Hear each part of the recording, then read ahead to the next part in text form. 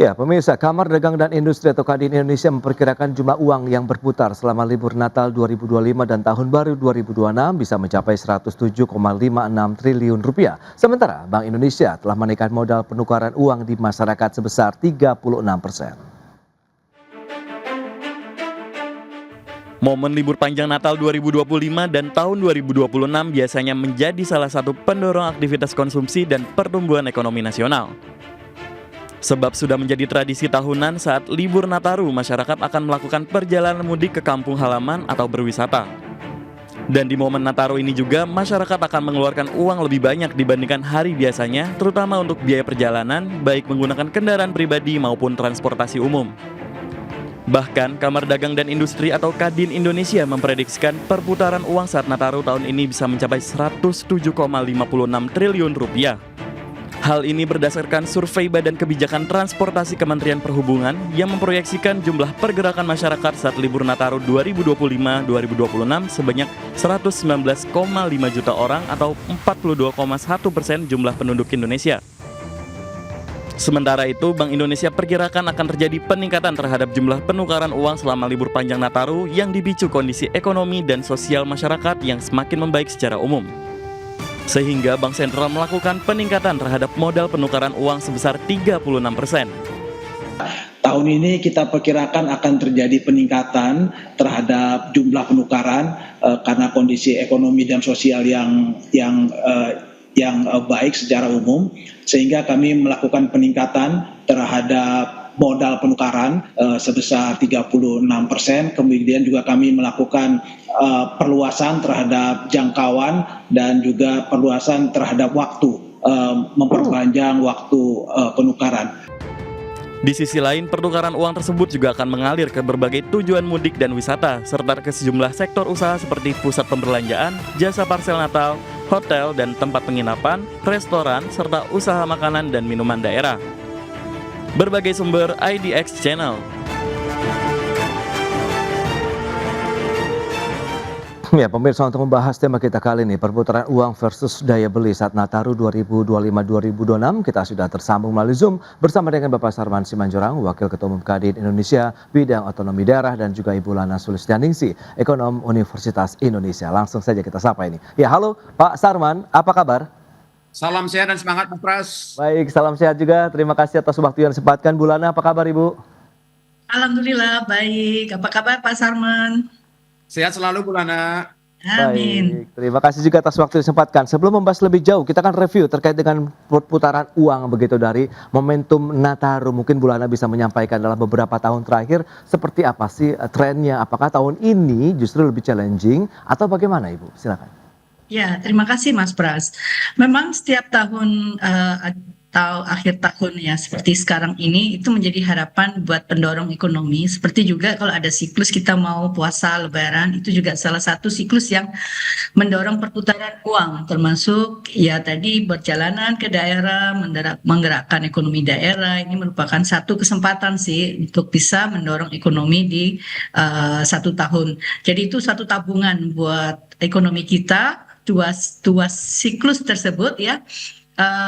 Selama kemarin ini memang ada peningkatan Mas Pras. Kalau saya lihat di datanya itu pertumbuhan uang beredar di tahun 2024 itu juga meningkat 9,3% dengan total uang beredar sekitar 1.200 triliun di tahun tersebut. Mudah-mudahan tahun ini ya bisa ada peningkatan walaupun masih ada potensi mungkin tidak sekuat 9,3% pertumbuhannya dibanding tahun lalu, karena ini kebetulan momentumnya itu dekat juga ya, akhir tahun, kemudian tahun ajaran baru, kemudian ada lebaran di pertengahan Maret ya mungkin ya, atau awal April, saya lupa itu. Nah, tapi waktunya agak terlalu dekat gitu ya dibandingkan tahun lalu. Nah, mudah-mudahan saja semangat untuk berlibur ini masih cukup kuat. Setidaknya kalaupun nggak menggunakan transportasi umum, mereka bisa libur dengan menggunakan kendaraan pribadi, ya pergi nggak terlalu jauh mungkin karena ada Lebaran yang mungkin mereka atau masyarakat persiapkan dengan lebih baik karena mereka mungkin pengen untuk bisa pulang kampung terus kemudian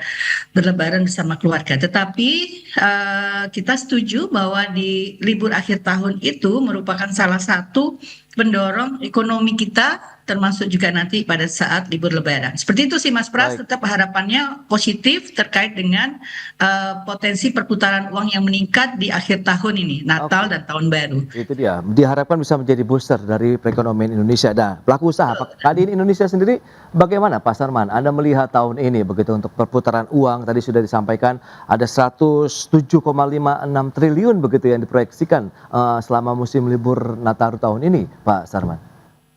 Iya, jadi memang kalau kita lihat bahwa di Indonesia ini kan ada dua momentum ya, momentum besar yang menjadi salah satu peredaran uang terbesar di Indonesia. Yang pertama adalah pada saat libur Idul Fitri, yang kedua adalah libur Nataru dalam hal ini. Dan potensinya memang selalu meningkat dari tahun ke tahun. Kecuali memang pada saat tahun 2000 sampai 2001 ketika kita COVID memang itu sangat-sangat anjlok ya. Dan tapi puncaknya kita lihat tahun 2022 gimana pada saat Lebaran, pada saat Natal, Nataru itu melonjak hampir 100%. Karena memang udah hampir 2-3 tahun masyarakat kita tidak bisa pulang dalam hal ini. Nah, untuk tahun ini kita lihat memang ini di luar ekspektasi kita. Ya, karena antara jarak libur Nataru tahun ini dengan kita bulan puasa itu cuma 2 bulan. Ya, jadi sangat-sangat dekat sekali. Tapi ternyata sesuai dengan survei dari Kementerian Perhubungan, ternyata bahwa jumlah pemudik tahun ini sangat besar, hampir 119,5 juta orang. Ya, ini salah satu momentum yang sangat baik sekali dalam kerangka untuk menggerakkan ekonomi di daerah dan berbagai sektor-sektor usaha yang terkait dalam hal ini. Nah, kami dari Kadin mencoba melakukan kalkulasi bahwa 119,5 juta itu kalau kita rata-ratakan satu keluarga itu 4 orang itu setara dengan 9.875 juta keluarga. Oke. Nah, tahun yang lalu kita perkirakan angka moderatnya itu per keluarga itu membawa rata-rata 3,3 juta. Nah, tahun ini kita naikkan 10% sekitar 3,6 juta. Nah, kalau 3,6 juta rata-rata per keluarga, itu kami perkirakan perputaran uang itu bisa mencapai 107,550 triliun dalam hal ini. Ini perputaran yang sangat-sangat baik sekali untuk meningkatkan konsumsi rumah tangga, daya beli masyarakat kita, dan tentu ini menjadi salah satu momentum bagaimana memberikan sumbangsi terhadap pertumbuhan ekonomi nasional kita. Ya, karena kita lihat dengan potensi pergerakan masyarakat sebesar ini, nah ini tentu berbagai sektor usaha juga akan cuan, akan mendapatkan kalkulasi keuntungan yang bagus lah. Baik, Pak Sarman. Ini menarik. Lantas, apakah bisa menjadi trigger atau tidak? Mengingat tadi ada tantangan daya beli masyarakat juga yang masih belum terdongkrak. Sementara harapannya justru momentum ini bisa menjadi booster. Tapi di satu sisi dengan jarak nanti ada Hari Raya Idul Fitri yang berdekatan, apakah prioritas ini akan terbagi? Kita bahas nanti di segmen berikutnya, Pak Sarman, Bu Hulana. Kita akan jeda dulu sebentar. Dan pemirsa, kami akan segera kembali usai pariwara berikut ini.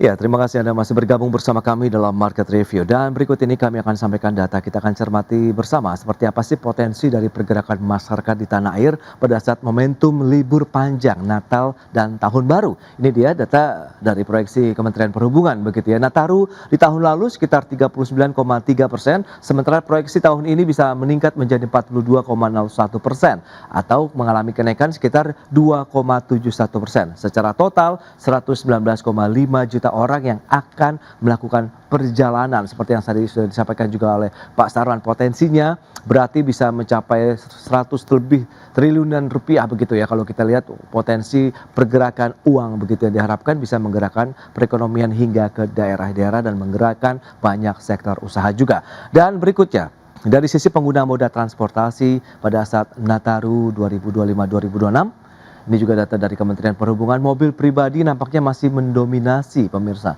Ini sekitar 51,12 juta orang atau 42,78%. Sementara menyusul sepeda motor 18,41% atau 22 juta orang yang akan melakukan perjalanan pada saat Nataru dengan menggunakan sepeda motor. Bus di posisi ketiga, kemudian ada mobil sewa, travel, pesawat, kereta api jarak jauh, kemudian kapal penyeberangan, kapal laut dan juga komuter lain. Berarti di dalam kota pun aktivitas aktivitas pergerakan masyarakat juga akan cukup meningkat begitu ya. Itu dia beberapa data yang sudah disampaikan. Kita lanjutkan kembali perbincangan bersama dengan Bapak Sarman Simanjorang, Wakil Ketua Umum Kadin Indonesia Bidang Otonomi Daerah, dan juga Ibu Lana Sulistianingsih, Ekonom Universitas Indonesia. Ya, itu dia. Dengan beberapa data tadi yang sudah disampaikan, kalau misalnya Pak Sarman sudah memproyeksikan akan mencapai 107 triliun. Nah, bagaimana dengan tantangan daya beli? Kalau Kadin sendiri melihat sebenarnya apakah potensinya sudah mulai membaik dalam artian tingkat konsumsi, daya beli masyarakat dengan beragam stimulus yang kita tahu sudah dibanjiri di sepanjang tahun 2025 ini, Pak Sarman? Ya, kita akui memang bahwa daya beli masyarakat kita ini belum sepenuhnya pulih. Oke.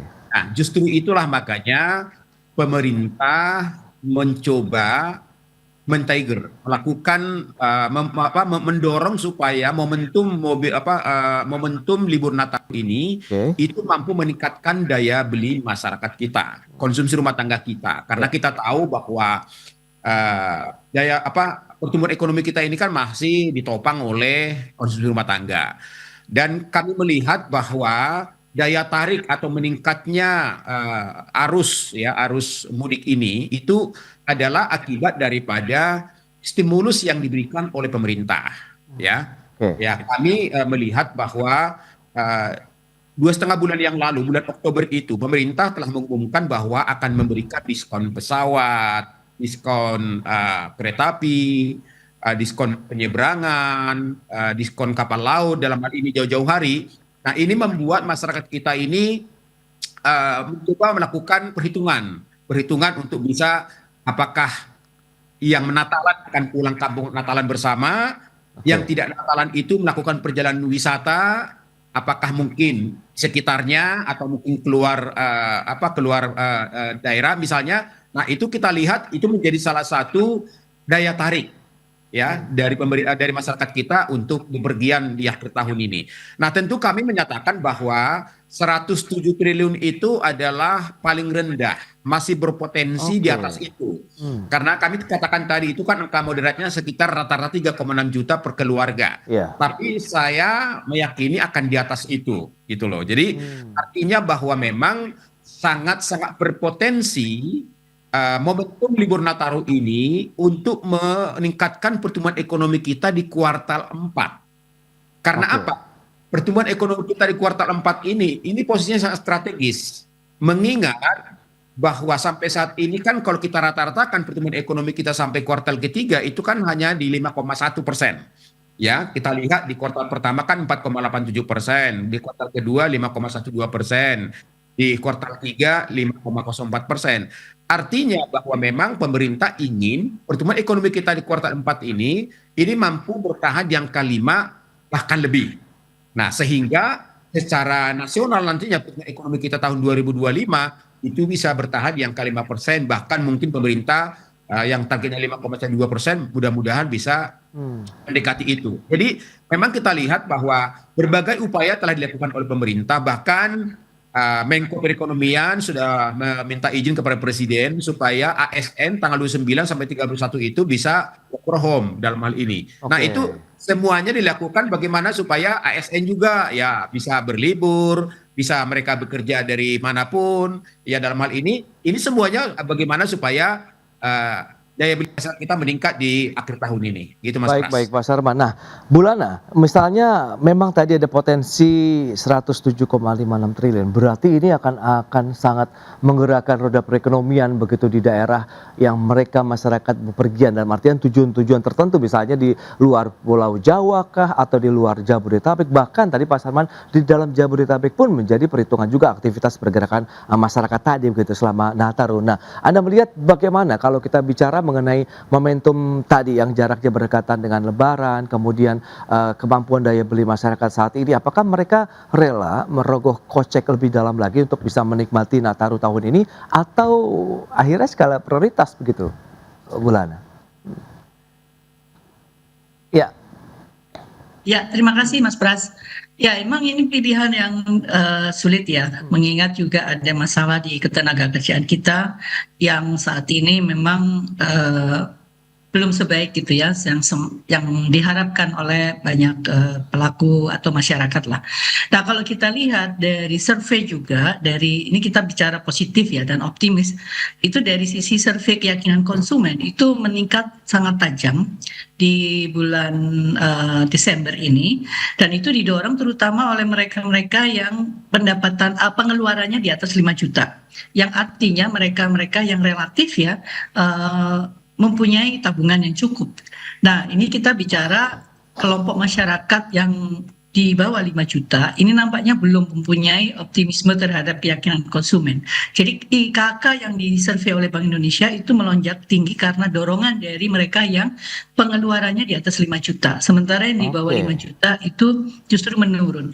Nah, ini yang kita perlu cermati, siapakah mereka yang akan bepergian itu. Kalau yang bepergian itu di atas tadi pengeluaran di atas 5 juta, kita patut optimis karena mereka punya cukup dana untuk bepergian, dan ya rasanya sih mereka juga sudah menyisihkan untuk anak sekolah tahun ajaran baru, walaupun tidak ada pembayaran yang sifatnya tahun ajaran baru, tetapi ini kan pertengahan tahun biasanya tetap aja ada pengeluaran untuk sekolah dan terutama juga untuk Lebaran. Kalau tadi Mas Pras menyampaikan apakah bersedia nih merogoh untuk kocek lebih besar lagi, sementara nanti ada Lebaran di 2 bulan atau hampir 3 bulan mendatang. Nah, kalau mereka yang tadi bepergian yang disurvei memang di atas 5 juta, nampaknya sih bisa ya, kita harapkan bisa mendorong dan memberikan dorongan terhadap ekonomi karena daya belinya cukup.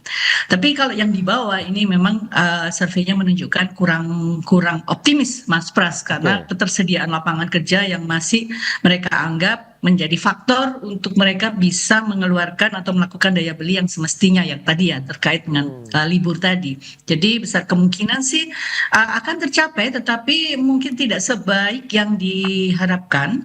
Tetap akan ada peningkatan. Saya kira di kuartal 4 masih bisa kita tumbuh di atas 5%, tetapi untuk sampai di atas 5,1% ini agak berat. Ya. Nah, PMI ada Purchasing Managers Index juga yang menunjukkan kenaikan, tapi ini lebih kepada antisipasi karena bulan puasa biasanya pabrik atau perusahaan itu akan meningkatkan produksinya. Nah, cuman dia juga nggak setinggi di kuartal 1 yang bisa mendorong ekonomi tumbuh di kuartal 2 5,12. Itu waktu itu pernah mencapai PMI-nya tuh 56 ya untuk indeksnya. Nah, sekarang tertinggi masih sekitar 53. Nah, jadi besar kemungkinan dorongan ekonomi itu tidak sekuat yang 56 di kuartal 1 yang mendorong kuartal 2 5,12. Nah, tetapi dari sisi fiskal pemerintah itu menggelontorkan hampir semua bansos itu dicairkan di kuartal 4. Nah, pemilik bansos ini siapa? Itu lagi-lagi akan menjadi apakah mampu akan mendorong tadi stimulus tadi yang cukup kuat. Nah, pemilik bansos ini adalah biasanya mereka yang masyarakat yang pengeluarannya di bawah 4 juta, yang barangkali mereka juga masih harus berhitung yang mana yang diutamakan. Apakah pergi Lebaran, pulang mudik, ataukah pergi berlibur di akhir tahun.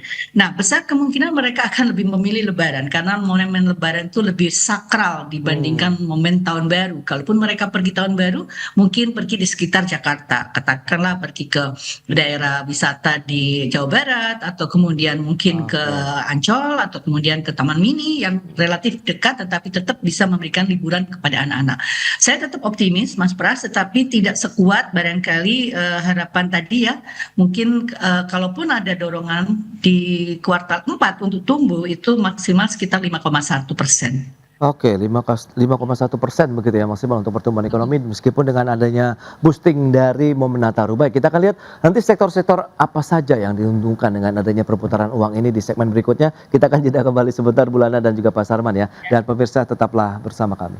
Ya, Anda masih menyaksikan Market Review. Kita lanjutkan kembali perbincangan bersama dengan Bapak Sarman Simanjorang, kemudian juga Ibu Lana Sulistianingsih. Nah, Pak Sarman, kalau kita bicara momentum Nataru, kemudian akan ada pergerakan masyarakat kita begitu ke daerah.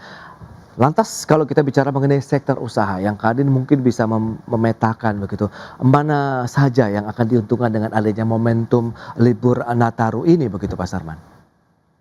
Ya, jadi kalau kita lihat kan yang saya katakan tadi, libur Nataru ini kan ada dua ya. Pertama, mobilisasi masyarakat kita yang merayakan Natal bersama keluarga. Yes. Yang kedua adalah yang melakukan libur bersama keluarga. Nah, kalau kita lihat, saya kemarin Mas Pras baru pulang dari Medan ya, Oke. bolak-balik ya. Kebetulan mengirimkan bantuan ke masyarakat kita di Aceh Tamiang. Saya berangkat pesawat full, pulang juga udah full. Artinya bahwa memang sektor transportasi akan cuan dalam hal ini, ya. Apalagi kita lihat bahwa pergerakan masyarakat ini ada 3 jenis ini. Pertama, ini adalah mungkin mereka antar kabupaten, ya. Kemudian antar provinsi, Oke. kemudian juga antar pulau, ya. Jadi tadi Ibu Lana bilang ya mungkin masyarakat Jabodetabek bisa juga ke Bandung misalnya, bisa juga ke Lembang dan lain-lain. Kemudian juga antar provinsi, ya ada juga yang ke Jawa Tengah, ada yang ke Jawa Timur dan lain-lain. Kemudian juga antar pulau, ya ada yang Natalan di kawasan timur. Nah kita cek juga memang tiketnya juga udah habis, udah mahal. Nah ini sektor transportasi sangat-sangat cuan dalam hal ini. Kemudian juga tentu sektor-sektor yang mempengaruhi perjalanan. Ya, mungkin seperti belanja BBM, kemudian juga hotel, restoran, kafe, parcel, termasuk industri-industri food and beverage. Ya, dalam hal ini. Ini juga akan cuan, termasuk tempat-tempat wisata. Di sana banyak UMKM yang menjual makanan-makanan khas tradisional, oleh-oleh khas daerah, kemudian juga kain-kain daerah, souvenir daerah. Jadi memang kita lihat ini sangat-sangat cuan lah di berbagai daerah. Ini yang kami himbau dari Kadin bahwa ketika para pemudik-pemudik ini nyampe di daerah, supaya jangan itu, tanda kutip ya, momentum juga untuk menaikkan harga seenaknya. Jangan.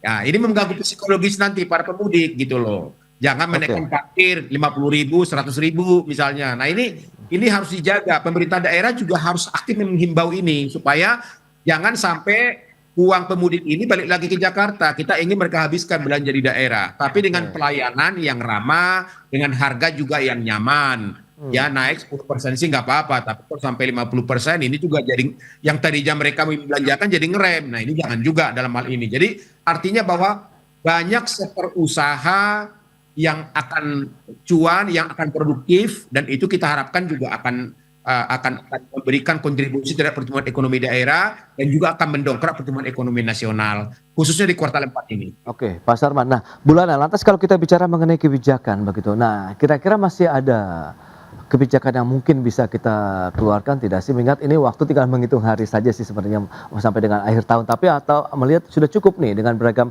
stimulus, diskon-diskon yang diberikan juga oleh pemerintah maupun pelaku usaha juga untuk memanfaatkan momen Nataru tahun ini, Bu Lana?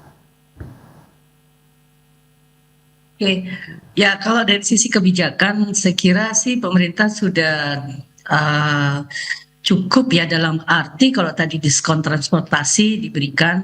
Cuman saya juga bingung ya, sebetulnya saya juga mau melakukan perjalanan ini Pak Sarman ke daerah di akhir tahun, khususnya di Jawa Tengah. Saya akan ke Semarang, Wonosobo, dan Jogja. Cenderung sebetulnya lebih ke ground checking juga Mas Pras. Cuman saya kok nggak dapet ya itu diskon itu ya. Saya nggak tahu apakah itu betul-betul efektif. Jadi maksud saya yang tadi seperti Pak Sarman sampaikan, apakah kebijakan pemerintah terkait diskon-diskon tadi itu betul-betul sudah dilaksanakan? Berapa persen sih dari penumpang yang dapat diskon? Mungkin saya nggak bisa dapat diskon karena diskonnya udah habis. Jangan sampai seperti dulu ada satu maskapai yang memberikan diskon sampai Rp1 untuk perjalanan ke suatu negara tertentu. Tapi sebetulnya itu ada nggak ada itu kita nggak tahu. Ya, nah ini yang harus dipastikan juga efektivitas dari kebijakan. Saya kira kalau kebijakan rasanya pemerintah sudah cukup memberikan dorongan ya, tetapi efektivitas dari kebijakan itu yang kita perlu cek juga gitu. Karena ya itu tadi kasus saya sendiri secara pribadi, saya udah beli tiket untuk perjalanan transportasi dengan kereta api ke Semarang, juga kemudian ke Wonosobo, nanti ke Jogja, tapi kok saya nggak dapet tiket diskon. Nah ini loh yang harus dipastikan, apakah betul diskon tersebut itu sudah dijalankan. Kalau itu dijalankan pastinya itu menarik ya, karena kan diskon tersebut kan akan menjadi bekal lokal kalau dia mau belanja ada semacam seolah-olah ada tabungan gitu ya dari sisa diskon tersebut. Nah, yang lainnya lagi memang juga harus ada monitoring terhadap harga. Seperti biasa lah, kalau misalnya hotel tuh memang selalu ada charge untuk akhir tahun ya, itu cukup lumayan juga kenaikannya di tahun ini sih Pak Sarman. Ini dari pengalaman saya kebetulan, memang saya juga udah reservasi hotel dari 3 kota tadi, dan itu kelihatan naiknya cukup lumayan sih. Nah, ini di sini pemerintah daerah juga harus mendorong tadi seperti himbauannya Pak Sarman. Jangan sampai gitu loh, kemudian istilahnya mumpung ada liburan, mumpung ada wisatawan lebih banyak, terus kemudian dinaikkan dengan cukup tinggi gitu ya. Nah, ini juga kembali lagi koordinasi daerah dan pusat untuk bisa memastikan harga itu tidak melonjak terlalu tajam, katakanlah maksimal boleh ditetapkan mungkin sekitar 20%, itu mungkin maksimal gitu ya dari kenaikan harga. Nah, kalau misalnya tadi yang bansos-bansos yang sudah dicairkan oleh pemerintah ini juga bisa dilihat monitoringnya, karena khawatirnya Mas Pras yang dicairkan kemudian dibelikan untuk pengeluaran-pengeluarannya tidak seperti yang diharapkan untuk mendorong pertumbuhan ekonomi ya, lebih banyak diberikan untuk membeli misalnya, mohon maaf ini kalau ada yang merokok, beli rokok itu lebih banyak gitu ya. Kalau pulsa sekarang kan karena banyak wifi ya, relatif mungkin nggak terlalu menjadi tujuan utama. Tapi monitoring tadi sih saya harapkan bisa ada ya Mas Pras untuk memastikan kebijakan itu efektif. Kalau terkait sektor-sektor, saya setuju dengan sektor-sektor yang disebutkan oleh Pak Sarman, bahwa memang sektor-sektor itulah yang harapkan untuk bisa mendukung pertumbuhan ekonomi. Sektor yang berbasis consumer dan sektor yang berbasis pariwisata ini mestinya sih menjadi sektor yang bisa diuntungkan dengan tahun ajaran baru, libur Natal dan tahun baru ini. Jadi kembali lagi saya pikir kalaupun ada kebijakan yang lain, ya itu tadi ya Mas, ada koordinasi antara pemerintah pusat dan daerah serta monitoring yang memastikan bahwa kebijakan-kebijakan tadi terlaksana dengan baik, dengan efektif gitu Mas. Jangan sampai kemudian cuma ada di slogan tapi kita ternyata nggak dapat diskon gimana sih gitu. Oke, itu dia. Seperti yang juga sudah disampaikan kalau kita bicara mengenai koordinasi pemerintah pusat daerah, sehingga diharapkan tadi di daerah pun mereka juga bersiap begitu, dalam artian ya tidak aji mumpung begitu seperti yang Bu Lana sampaikan begitu, meskipun akan banyak kedatangan tamu-tamu dari luar kota tapi tidak justru dimanfaatkan dengan hal-hal yang justru tidak memberikan kenyamanan begitu bagi para tamu-tamu yang datang ke daerah ataupun masyarakat yang ingin melakukan Natal bersama keluarga di daerah ataupun sekedar berwisata misalnya. Baik, Bu Lana, Pak Sarman, sayang sekali waktu terbatas. Terima kasih banyak atas informasi, update dan juga insight yang sudah disampaikan. Semoga Nataru tahun ini juga bisa menggerakkan aktivitas ekonomi Indonesia paling tidak di akhir tahun 2025 ini. Selamat melanjutkan aktivitas Anda kembali. Salam sehat. Sampai berjumpa kembali. Terima kasih. Terima kasih Mas Pras. Terima kasih Bu Lana. Ya, pemirsa, Kementerian Keuangan mencatat realisasi belanja negara hingga 30 November 2025 sebesar Rp2.911,8 triliun. Sementara itu pendapatan negara pada periode Januari hingga November 2025 mencapai Rp2.351,5 triliun.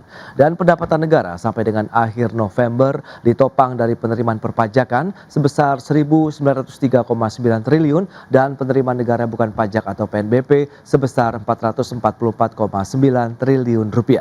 Dengan demikian, hingga akhir November 2025, defisit APBN tercatat mencapai Rp560,3 triliun atau setara 2,35% dari PDB. Menteri Keuangan Purbaya Yudi Sadewa mengatakan angka defisit APBN yang setara dengan 2,35% dari PDB tersebut masih sesuai dengan batas yang ditetapkan pemerintah dan sesuai juga dengan desain APBN 2025. Hingga 30 November tahun 2025, realisasi APBN menunjukkan kinerja yang tetap terjaga. Pendapatan negara telah mencapai Rp2.351,5 triliun atau 82,1% dari outlook, dengan penerimaan perpajakan tetap menjadi kontributor utama. Di sisi belanja, realisasi belanja negara mencapai Rp2.911,8 triliun atau 82,5% dari outlook. Ini mencerminkan belanja pemerintah yang terus diarahkan untuk menjaga momentum pertumbuhan ekonomi dan mendukung program prioritas. Dengan perkembangan tersebut, defisit APBN tercatat sebesar 560,3 triliun rupiah atau 2,35% terhadap PDB. Ini masih dalam batas yang terkelola dan sesuai dengan desain APBN kita.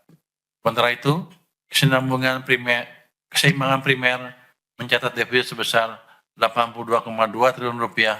Ini menunjukkan pengelolaan fiskal yang tetap prudent di tengah berbagai tantangan. Ya, pemirsa, untuk membahas tema kita kali ini, defisit APBN terkendali, target pertumbuhan ekonomi 2025 tetap terjaga. Kita sudah tersambung melalui Zoom bersama dengan Bapak Jimmy Gani, Ketua Dewan Pengawas Asosiasi Pengusaha Retail Indonesia Aprindo, kemudian juga dengan Profesor Telisa Aulia Valianti, Ekonom Fakultas Ekonomi dan Bisnis Universitas Indonesia. Langsung saja kita sapa ini. Halo, Prof. Telisa, apa kabar? Ya, baik, Mas Pras, sehat semua. Terima kasih atas waktu yang disempatkan. Pak Jimmy, apa kabar? Ya, halo. Baik, Mas Pras, apa kabar? Kabar baik juga. Terima Prof. kasih. Telisa, apa kabar? Ya, terima kasih Pak Jimmy. Ya, sebelum membahas lebih jauh, kita akan review dari sisi penerimaan negara, kemudian belanja negara di sepanjang tahun berjalan 2025 nih, Prof. Telisa. Bagaimana pandangan Anda begitu melihat kinerjanya sejauh ini? Ya, yang saya amati memang kinerja yang agak berbeda di sisi spending. Jadi kan kalau kita lihat pertumbuhan pengeluaran pemerintah dibandingkan dengan tahun lalu cenderung lebih ekspansif. Karena kan kita tahu dengan Menteri yang baru ini memang polisinya adalah terus menggenjot dari sisi spending. Spending itu diyakini yang akan mendorong pertumbuhan, kemudian pertumbuhan itu nanti bisa mendorong ke penerimaan pajak. Jadi memang fokusnya adalah melakukan spending yang optimal untuk meningkatkan atau mengoptimalkan multiplier effect kepada perekonomian.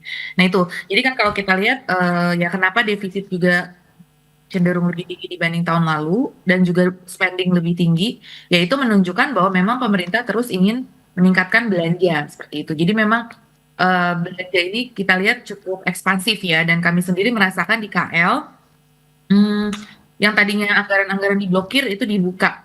Kemudian ada peningkatan likuiditas ya dari Treasury juga untuk penempatan dana di perbankan itu untuk mendorong agar perputaran atau roda ekonomi juga semakin meningkat. Jadi memang polisinya jelas adalah spending create growth gitu.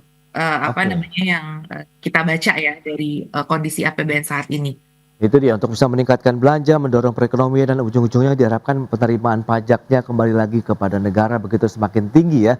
Nah, kalau dari sektor retail sendiri bagaimana kalau Anda melihat APBN, belanja pemerintah, kemudian akhirnya dengan beragam stimulus itu bisa meningkatkankah lagi-lagi kalau kita bicara mengenai konsumsi, daya beli masyarakat, karena sektor retail yang paling merasakan lah kalau kita lihat dengan adanya pergerakan ataupun dinamika dari daya beli masyarakat begitu Pak Jimmy.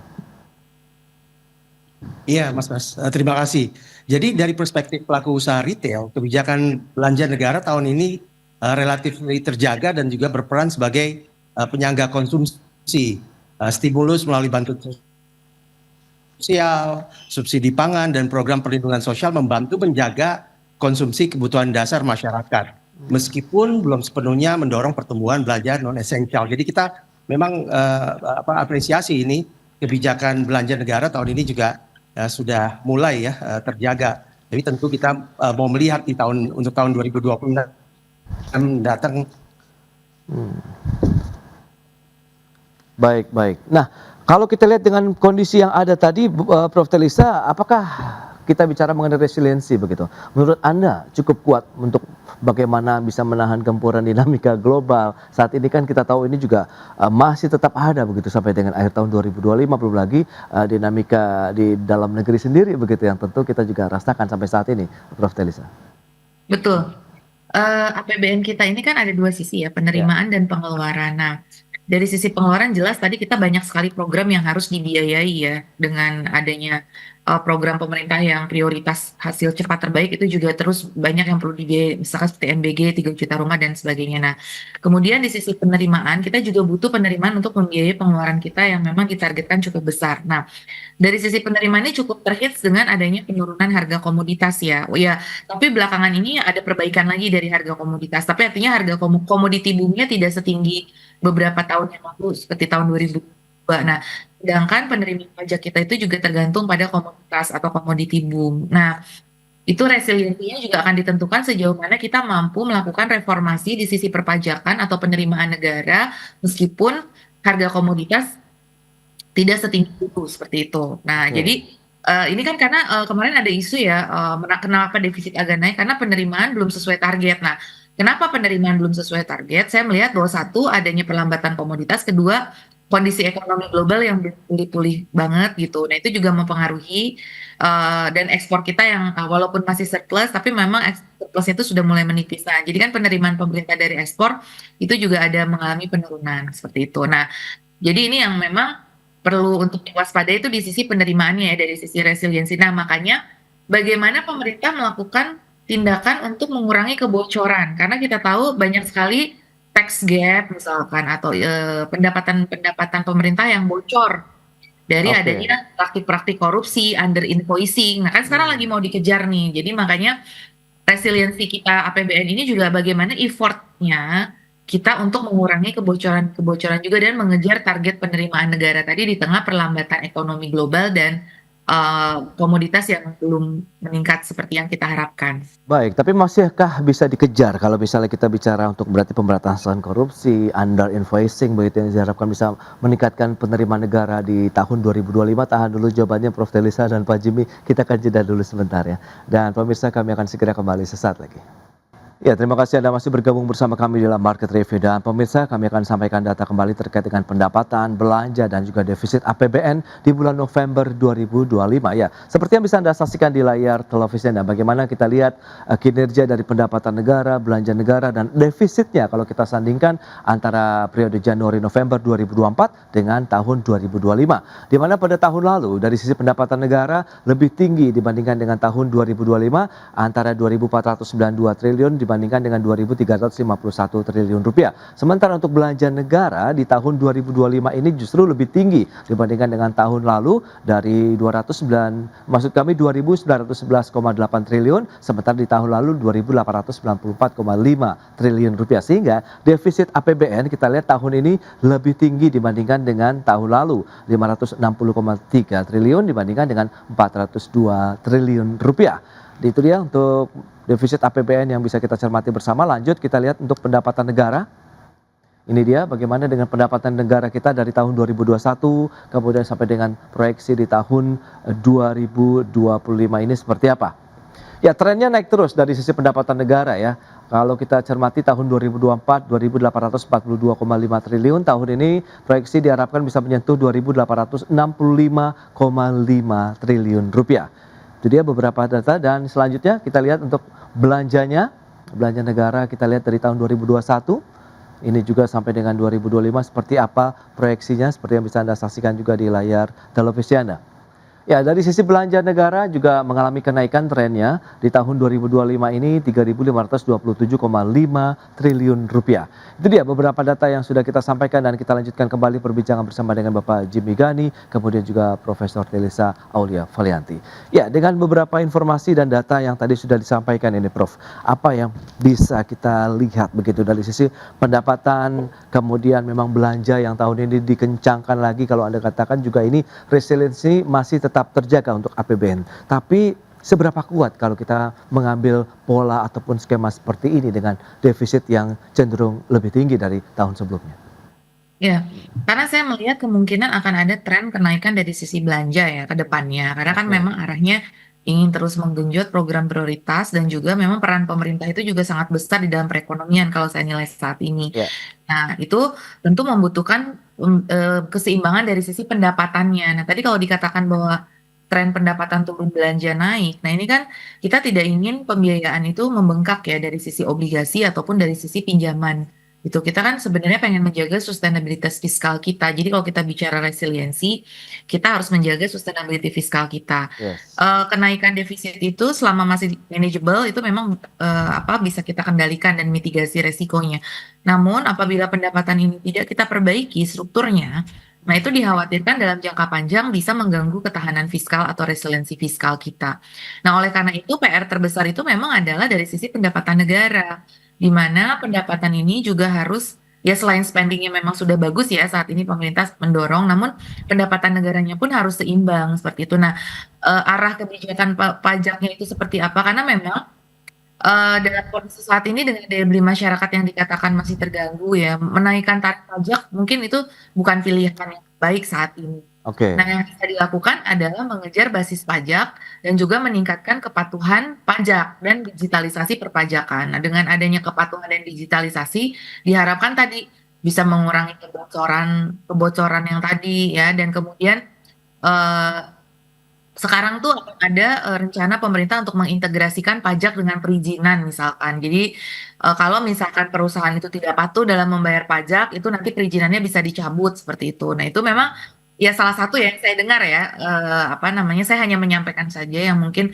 pernah diketahui bahwa ya ada rencana pemerintah untuk seperti itu mengintegrasikan. Nah, ini kan tujuannya adalah untuk meningkatkan kepatuhan pajak tadi. Karena kalau misalkan tidak patuh, ya nanti atau under invoicing dan sebagainya, nanti perizinan ekspornya misalkan akan dicabut atau perizinan usahanya karena dianggap tidak mematuhi perpajakan. Nah, ini jadi tax avoidance, tax evasion itu berusaha diminimalisir supaya tadi pendapatan pajak kita juga optimum gitu. Tetapi tadi tetap ya bahwa perpajakan ini tetap harus dalam napas untuk apa ya, iklim investasi juga. Jadi Iya. kita pajaknya memang harus baik, tapi namun itu juga ya ada keseimbangan untuk tetap menjaga iklim investasi selama itu dalam konteks kewajaran dan itu sesuai dengan aturan atau undang-undangnya, bahwa kita meningkatkan tax enforcement tapi tetap ramah investasi. Nah, itu keseimbangan yang harus tetap dijaga seperti itu.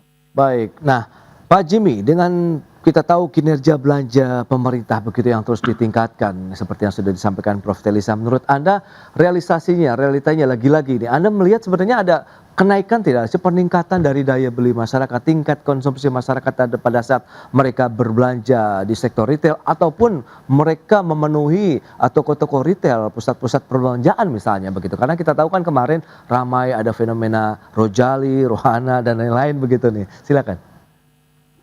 Ya, terima kasih Mas Pras. Jadi memang kalau kita lihat daya beli itu belum terlalu signifikan ya peningkatannya ya. Oke. Memang kalau kita lihat kan pemerintah juga mencoba untuk memberikan stimulus kepada masyarakat agar daya belinya bisa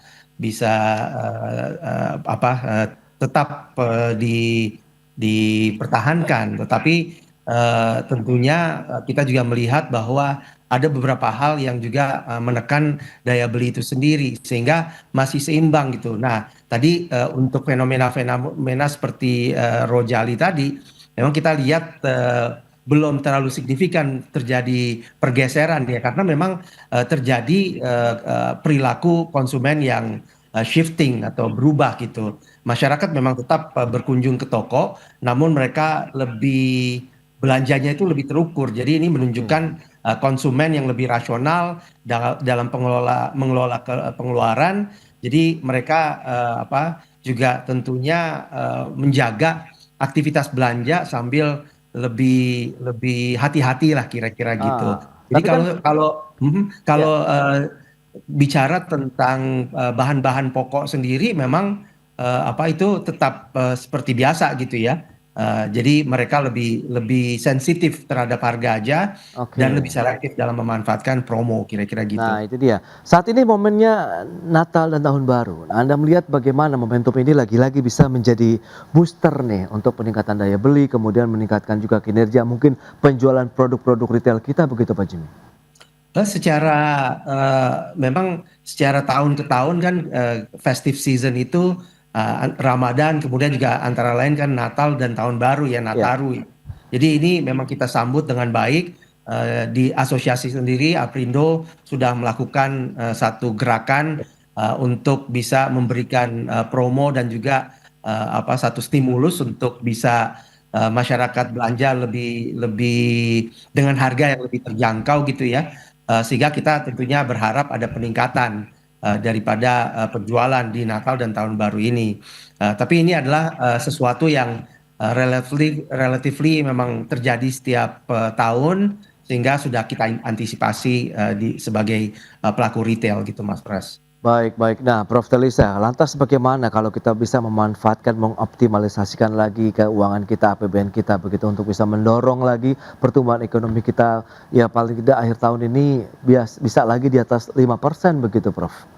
Iya, jadi pemerintah kan sedang menyiapkan stimulus nih di akhir tahun, walaupun ya memang mudah-mudahan tahun depan kita bisa perbaiki, jangan menghabiskan itu di akhir tahun banget ya. Karena Oke. kalau yang saya baca dari laporan kan dalam 1 bulan terakhir ini kita harus menghabiskan 620 triliun. Nah, Baik.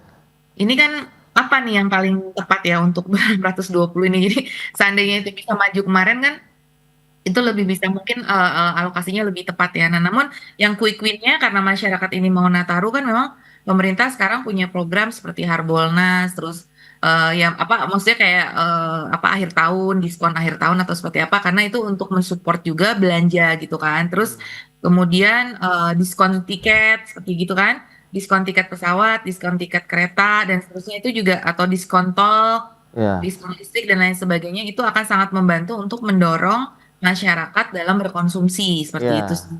Oh, Oke. kemudian juga operasi pasar Jalan Nataru agar masyarakat itu mendapatkan sembako yang murah itu juga banyak ya kayak kemarin ada antrian sembako murah dari Badan Pangan Nasional misalkan, nah itu juga banyak diserbu oleh masyarakat. Nah kayak gitu-gitu. Jadi memang stimulus akhir tahun dan harapannya juga perusahaan-perusahaan nih ya bisa mulai memberikan THR-nya kepada yang merayakan Natal, kemudian juga eh, ada angin segar misalkan dari saya tidak tahu ya, ya walaupun itu rencana upah minimum tahun depan, tapi sudah ada ekspektasinya sekarang itu juga bisa mendorong juga.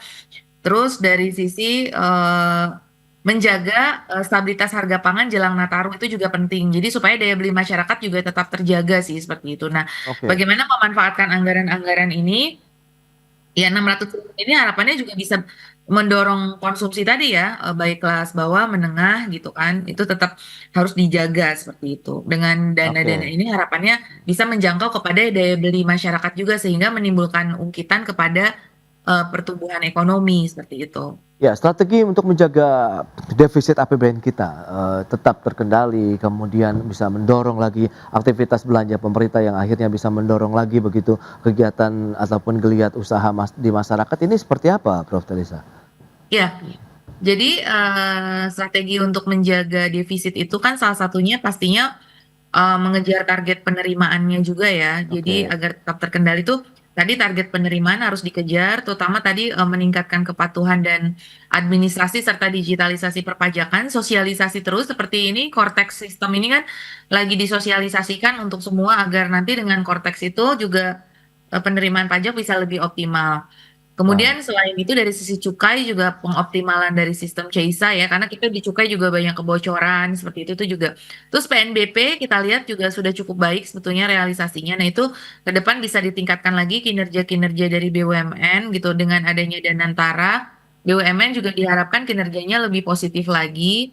Ya meskipun sekarang sudah menjadi dividen Danantara, cuman setidaknya BUMN ini kan juga menggerakkan perekonomian ya, menjadi alat untuk penggerak perekonomian juga yang nanti bisa menghasilkan kepada APBN juga ujungnya seperti itu. Kemudian Oke. dari sisi pengeluarannya itu memang walaupun kita spending tapi tetap harus cermat dalam arti bahwa pemborosan-pemborosan yang waktu itu Pak Presiden memang arahkan untuk itu dikurangi, nah itu tetap harus terjaga ya. Artinya walaupun kita pengeluaran ditingkatkan tapi pada yang betul-betul efisien dan efektif dan sesuai dengan peruntukannya. Jadi tidak berlebihan dan tidak apa ya, tidak ya yang kita potong kan di dalam efisiensi itu adalah lemaknya bukan dagingnya ya. Artinya tidak memotong dagingnya tetap harus dijaga agar dagingnya itu tetap berjalan gitu bahasa ininya ya, bahasa Oke. sederhananya seperti itu. Nah, kemudian juga pemerintah ini kan tadi punya likuiditas ya. Jadi dari sisi likuiditasnya itu sudah baik yang diterapkan bahwa itu terus didorong untuk ditempatkan juga menjadi penempatan misalkan kemarin di beberapa perbankan. Nah, itu juga diharapkan bisa mendorong kredit gitu. Jadi APBN juga bisa menstimulir kredit dan akhirnya juga berdampak kepada pertumbuhan ekonomi seperti itu. Jadi itu sih strategi Ya. untuk menjaga dan terkait dengan ini juga harus tetap Ya. dijaga ya masalah suku bunga, obligasi dan lain sebagainya. Juga pembayaran bunga utang ini tetap harus di-manage dengan baik dan Oke. dimitigasi resikonya karena salah satu risk outlook kita itu salah satunya dari bunga utang. Oke. Nah, menjaga bunga utang itu juga di dalam APBN juga menjadi sangat penting juga Mas karena itu akan kepercayaan investor ya untuk capital inflow gitu itu adalah dari melihat juga bagaimana komposisi dari bunga utang kita gitu. Apakah cukup sehat atau tidak gitu. Jadi Baik. memanage bunga utang dari APBN itu juga penting untuk membuat terkendali dari secara keseluruhan dari Ya. sisi APBN ya, tidak hanya defisit tapi seluruh postur APBN yang sehat.